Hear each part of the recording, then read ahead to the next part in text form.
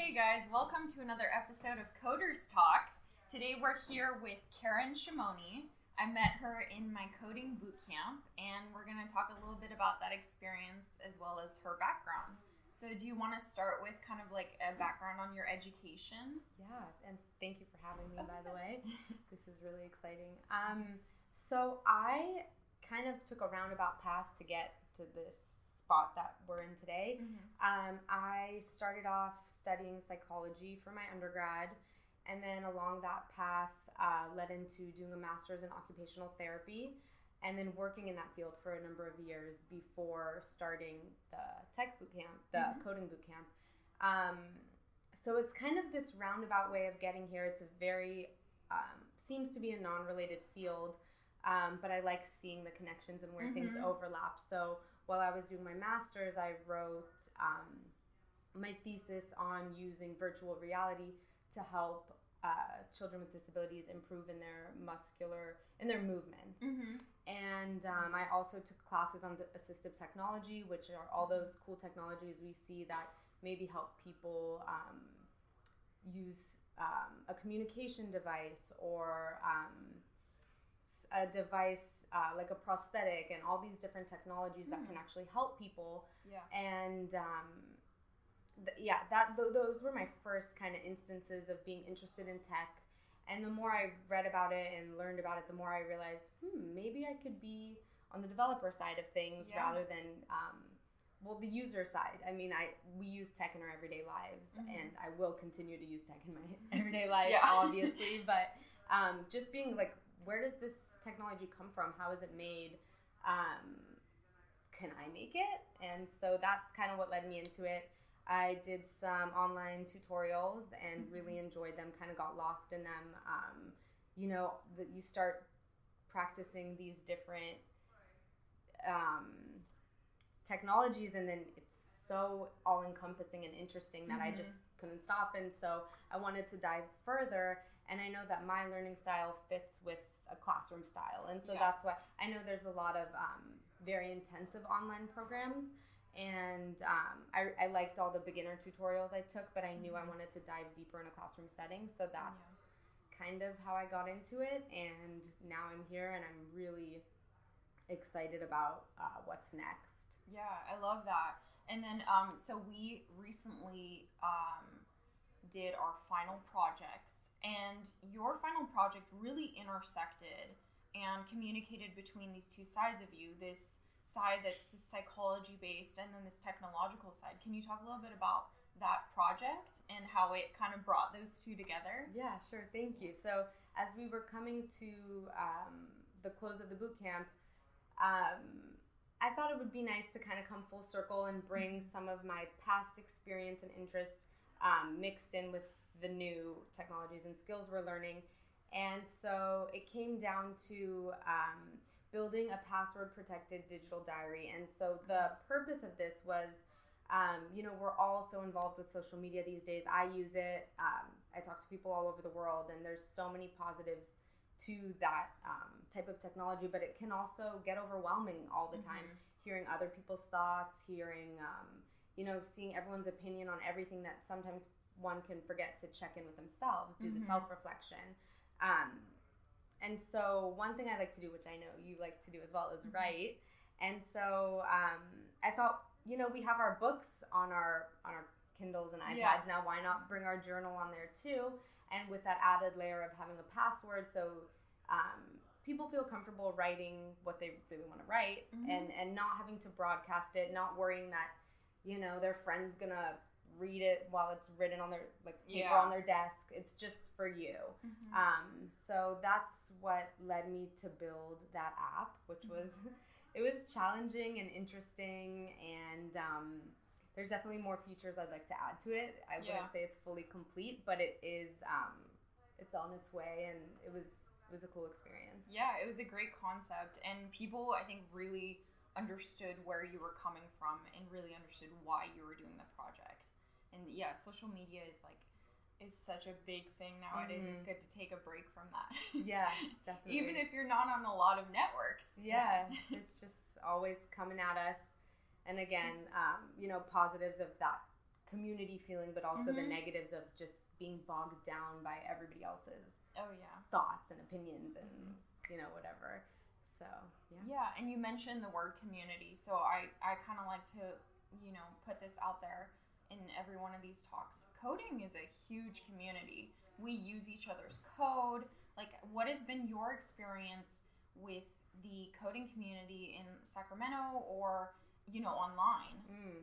Yeah, I was really pleasantly surprised. I kind of thought maybe I'd be on my own on this journey. And there's also this idea that this programmer sitting in a dark room kind of doing their own thing, cracking the code, but which there is some of that. I work alone a lot of the time, but if I ever want to reach out, there's always online communities. I can always ask questions.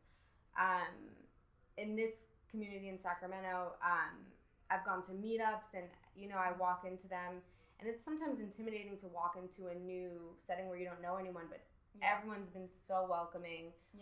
Want to know what I'm learning, what I want to learn, if there's any way they can help. Maybe I can answer a question they have. It's very community based. Yeah, it is the word, and it's really refreshing. And I don't feel alone in this journey. And it's interesting because there's always someone that knows more than you, and there's always someone who knows less than you. So there's this very give and take. Someone can help me. I can help someone. It's great. We just finished boot camp. I think it was about a week ago with working with Mernstack. And then I wanted to ask you kind of what interested you more, like front end or back end? So there's aspects of both that I enjoy and can see myself working in, but I really find my interest in back end technologies. I love setting up a database, working with it, manipulating it. I like the information side of things. The front end's so important because it's how it's sharing the information with the world. But I kind of like being under the hood, working with the back end technologies. Yeah, I'm totally in the same boat. I love working with the back end, and are there any technologies that you've kind of heard of that you'd be interested in learning in the future? Yeah, there's a couple things I'm interested in right now. I've been going back and forth thinking of learning either Ruby or Python. And I was talking to Fallon, who is really promoting Python. She's enjoying it. So I started a couple days ago, some basic level Python programming. And I'm liking it, and I want to dig into it. And love that. Yeah. Oh my gosh, loving Python so much. But you know what? I actually like that we learned JavaScript first, because I think JavaScript has so many intricacies that hopping over to something like Python makes more logical sense to me. And I feel like I've already done a lot of the hard work with the weirdness of JavaScript. Yeah, I felt that way too. It seems to be more readable, closer to like spoken language. So I agree that it was good that we learned JavaScript first, because it kind of set the stage for learning this language and hopefully some other languages. Oh yeah, and that's the thing I think about this bootcamp they were really stressing is they were teaching us how to learn, and I feel so comfortable picking up really any other technology. Do you think you feel the same way? Yeah, I definitely feel that way. A big part of the program was learning the technology, and the other part was learning to learn. Oh yeah. And learning to problem solve, and learning that if you don't know the solution, you can find it. Oh yeah. You can look it up. You can ask people. You can tinker around until something works, and it'll work eventually. It's a really powerful lesson.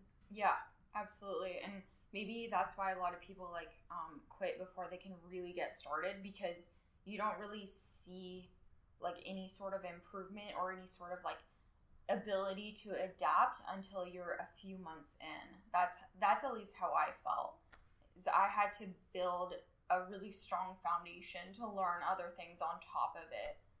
Yeah, I definitely see that there's kind of this hill you have to go over, because just the problem solving, and then you start to think how do I solve this problem? And that's something that you need maybe others around you to explain, no, this is just something we haven't solved yet, but we will solve it, and these are different techniques. And now it's just second nature. If I don't know how to do something, I find exactly where the problem is, and I look up alternative solutions until the correct one works with what I'm building. So it's a powerful tool. Yeah. And regarding the boot camp, so it's very structured. We had 6 months, and we had homework assignments, we had projects. You were telling me a little bit yesterday how you were enjoying having those deadlines. What's it like to just have that kind of no deadlines? Like, how do you push yourself? Yeah, it's different. Every week we were learning something new, and then there was a assignment associated with it. So we were, drilled and kind of had to complete it by a deadline. And then we finished last Thursday, and I was like, oh, what's my next deadline? And I think it comes down to just craving more knowledge and wanting to learn more and wanting to improve on past projects. And I'm still figuring out exactly what my flow is going to be, but I intend to keep practicing, keep learning, keep pushing myself. I think that's definitely vital in this community, and that's kind of why I entered this community, because I know that it's bottomless. It's like an abyss of learning. Do you enjoy that aspect too? Just like knowing that you can never know everything? Yeah, it definitely, it's very exciting and motivating, and at times daunting, because you're like, I just want to know it all already. But that's what's motivating. It's that there's always new technologies being developed, and it's just ever changing, and one cannot be bored in this situation. The bootcamp obviously provides us with a lot of material, and they provided us with videos, but that's not always enough, because sometimes we need more. What kinds of resources did you look at outside of the bootcamp that helped you with material inside of it? And that's a really good point you bring up. No matter what learning situation you're in, supplemental resources are so important. It's so important to reinforce information from a different person, a different voice, a different article you're reading, just to wrap your brain around a lot of the material. So I would just suggest to anyone, always use supplemental resources. Check, there's so much information in this world, like we should take advantage of that. So outside of class, I would use, I like learning by video, because it's like a person talking, and they do the screen share, so you can see them writing out code and explaining what each line does, which I enjoy that. So I used YouTube as a great resource, and you can learn so much from YouTube. And I used Udacity and Udemy, which are both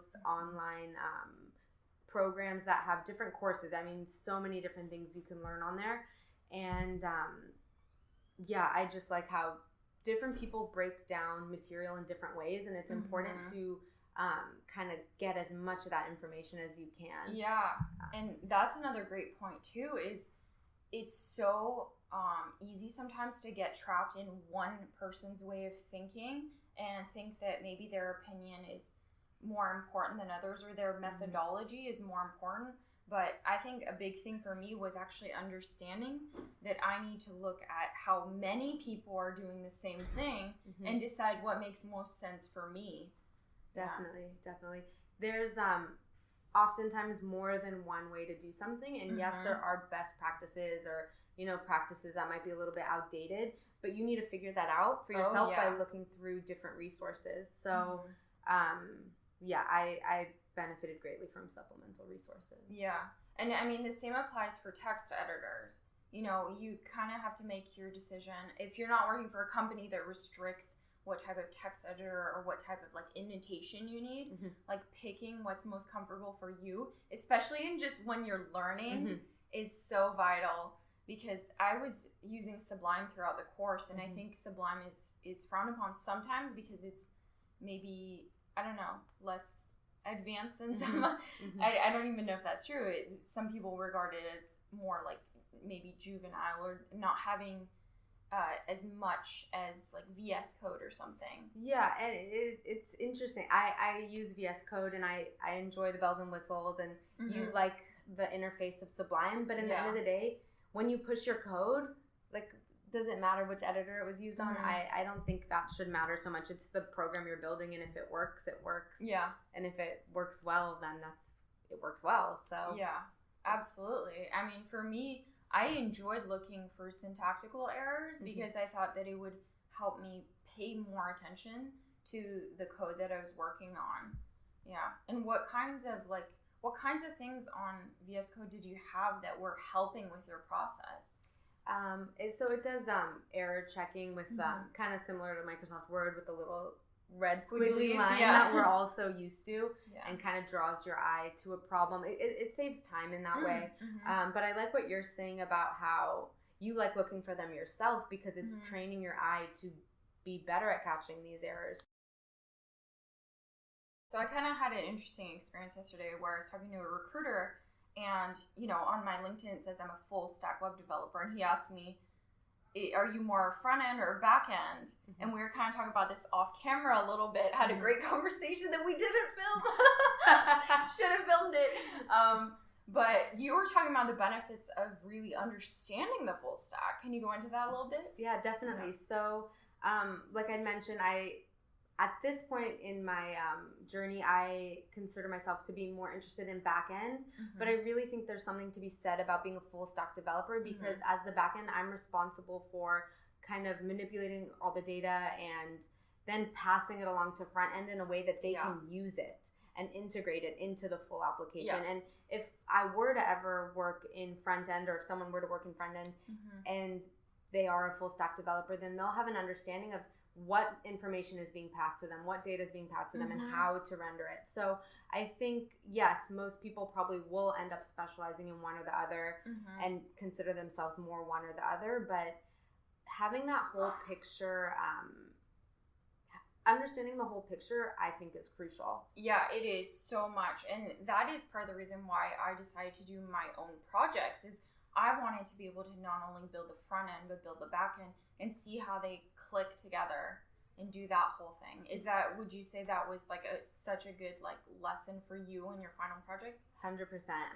That is why I chose also, like you, to work on it on my own, because I wanted to understand the intricacies and just, you know, full stack front end to back end, know what's going on, how things are working, put it all together, so that one day in a work environment, if I do get put on a team that does one or the other, I will be able to communicate with the other team and really integrate an app. Alrighty, so we're going to wrap up here. Thank you for joining us for another episode of Coders Talk. And again, this was Keren.